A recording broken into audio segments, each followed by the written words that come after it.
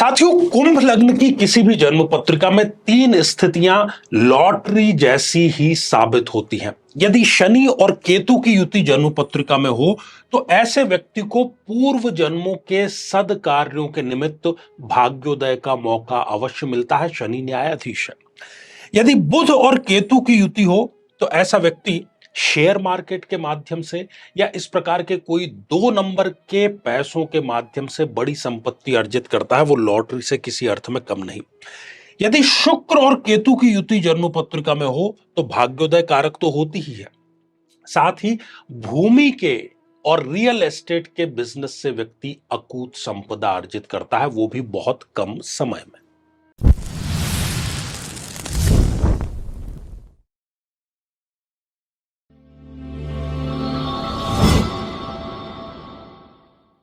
साथियों, किसी भी व्यक्ति के विवाह में यदि डिले हो रहा है, देरी हो रही है, कोई भी कोशिश काम नहीं आ रही, इतने वर्षों का जो अनुभव है वो हमें यह बतलाता है कि ये जो समीकरण है, और आप स्वयं इसका परीक्षण कर सकते हैं अपनी जन्म पत्रिका में, अपने किसी की जन्म पत्रिका में।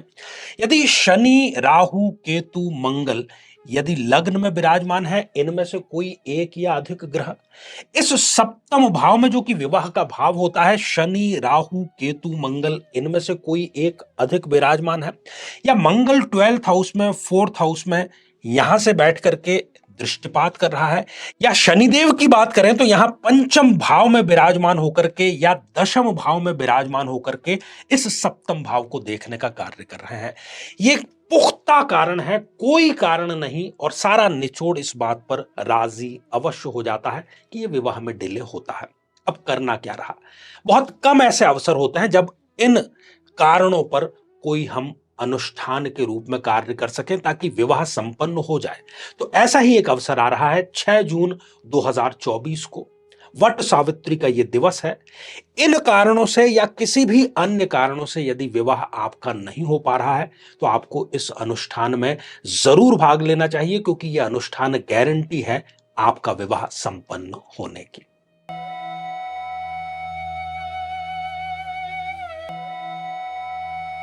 तो मेरे बहुत ही प्रिय और बेहद सम्मानित साथियों, हृदय की असीम गहराइयों से अभिनंदन, बहुत बहुत हार्दिक स्वागत।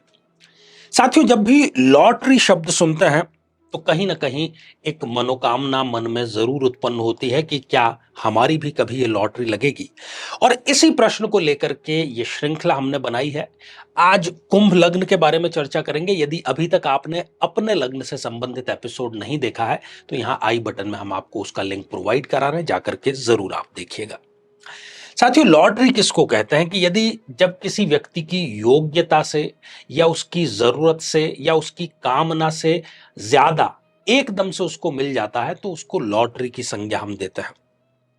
तो कुछ समीकरण यहां पर जानने जरूरी हैं, लेकिन वो सारे के सारे समीकरण केतु के द्वारा निर्मित होते हैं, क्योंकि जन्म पत्रिका में जब भी आकस्मिक धन लाभ की बात आती है, छप्पर फाड़ कर मिलने की, तो केतु को हमें उस स्थिति को देखना ही होता है, उसका विश्लेषण करना ही होता है।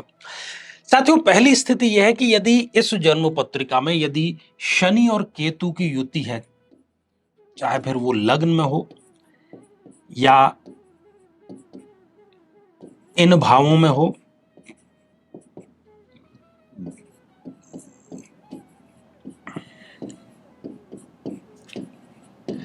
इनमें से कहीं पर भी यदि शनि और केतु की युति है तो शनि की दशा अंतरदशा या फिर केतु की दशा अंतरदशा में इसको पूर्व जन्म के कर्मों का फल मिलता है। विदेश व्यापार से यदि यह व्यक्ति जुड़ा हुआ है तो एकदम से बहुत सारा पैसा इसको मिलता है, जिसको हम लॉटरी योग कहते हैं। साथियों, दूसरी जो स्थिति है वो बुध के साथ में बनती है। यदि बुध बली है और बुध की स्थिति केतु के साथ में यदि लग्न में है या चतुर्थ भाव में केंद्र में है या इस त्रिकोण में स्वग्रही है या दशम भाव में है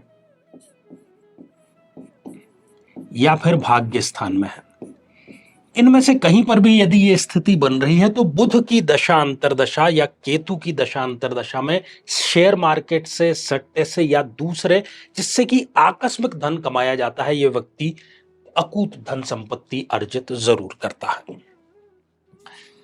साथियों, तीसरी जो स्थिति है वो शुक्र देव से संबंधित है। इस जन्म पत्रिका के शुक्र भी इसमें एक योग कारक ग्रह की भूमिका में होता है।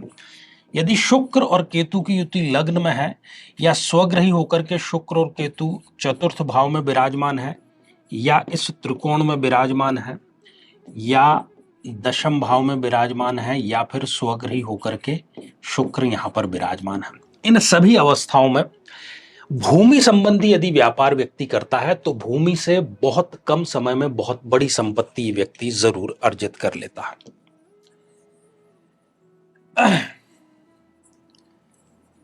साथियों, इसके अतिरिक्त यदि मंगल देव की बात करें, मंगल देव भी एक समग्रह है इस जन्म पत्रिका में।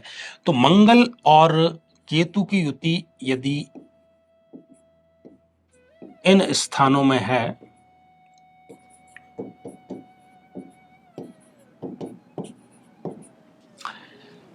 तो व्यक्ति मंगल या केतु की दशा अंतरदशा में कोई ऐसा पद जरूर प्राप्त करता है जहां से उसके लॉटरी लगने जैसा जो योग है वो निर्मित होता है। उस पद के माध्यम से वो बहुत सम्मान, बहुत बड़ा पैसा, धनराशि जरूर अर्जित करता है। साथियों, इसके अतिरिक्त एक और योग कारक ग्रह कुंभ लग्न में बनते हैं और वो है गुरुदेव। यदि गुरुदेव और केतु की युति लग्न में है, केंद्र के इन भावों में है या इस त्रिकोण में है, इन सभी स्थितियों में गुरुदेव की दशा अंतरदशा या केतुदेव की दशा अंतरदशा में या तो इस व्यक्ति को बहुत बड़ी मात्रा में पैतृक संपत्ति मिलती है या ये आकस्मिक धन लाभ शेयर या दूसरे तरीकों से जरूर प्राप्त करता है।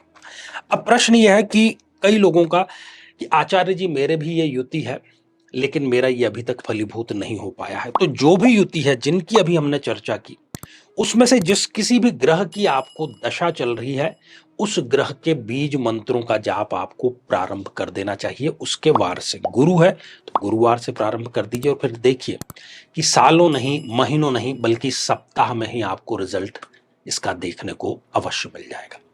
तो साथियों, श्रृंखला ये हमारी आगे भी जारी रहेगी। तो आज के लिए केवल इतना ही और इसी मंगल कामना के साथ में कि आप सभी स्वस्थ, समृद्ध और शांतिपूर्वक जीवन व्यतीत करें। नमस्कार।